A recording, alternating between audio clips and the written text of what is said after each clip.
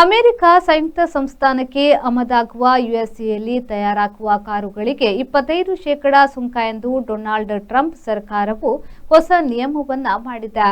ವಿದೇಶಿ ಕಾರು ತಯಾರಕ ಕಂಪನಿಗಳು ಯುಎಸ್ಎಯಲ್ಲೇ ಕಾರು ತಯಾರಿಸಿದಲ್ಲಿ ಸುಂಕ ಇಲ್ಲ. ಬೇರೆ ದೇಶದಿಂದ ಕಾರು ರಫ್ತು ಮಾಡಿ ಅಮೆರಿಕದಲ್ಲಿ ಮಾರುವುದಾದರೆ 25% ಸುಂಕ ಕೊಡಬೇಕು. ಭಾರತವನ್ನ ಸುಂಕಗಳ ರಾಜ ಎಂದು ಜರಿದಿರುವ ಟ್ರಂಪ್ ಅವರ ನಾನಾ ದೇಶಗಳ ಜೊತೆಗೆ ಅದರಲ್ಲೂ ಬ್ರಿಕ್ಸ್ ದೇಶಗಳ ವಿರುದ್ಧ ಸುಂಕ ಸಮರವನ್ನ ಸಾರಿದ್ದಾರೆ. ಭಾರತವು ಕೆಲವು ಸುಂಕ ಇಳಿಸಿದೆ. ಅಷ್ಟೇ ಅಲ್ಲ, ಅಂತರ್ಜಾಲ ಜಾಹೀರಾತಿಗೆ ಹಾಕಿದ್ದ 6% ಸುಂಕವನ್ನ ಯುಎಸ್ಎ, ಗೂಗಲ್ ಮೊದಲಾದವಕ್ಕೆ ಮನ್ನಾ ಮಾಡಿದೆ. ಯುಎಸ್ಎಯಿಂದ ಭಾರತ ಆಮದು ಮಾಡಿಕೊಳ್ಳುವ ಅರ್ಧಕ್ಕಿಂತ ಹೆಚ್ಚು 55% ವಸ್ತುಗಳಿಗೆ ಭಾರತವು ಮುಕ್ತವಾಗಿ ತೆರಿಗೆ ತಗ್ಗಿಸಬೇಕು. ಎರಡು ದೇಶಗಳ ವ್ಯಾಪಾರ ಒಪ್ಪಂದಕ್ಕೆ ಯುಎಸ್ಎ ಹೊಸ ನಿಯಮವನ್ನು ಹೇಳಿದೆ. ಆದ್ದರಿಂದಲೇ ತೆರಿಗೆ ಭಾರ 1.96 ಲಕ್ಷ ಕೋಟಿ ರೂಪಾಯಿ ಕಡಿಮೆಯಾಗುತ್ತದೆ ಎಂದು ತಿಳಿದು ಬಂದಿದೆ.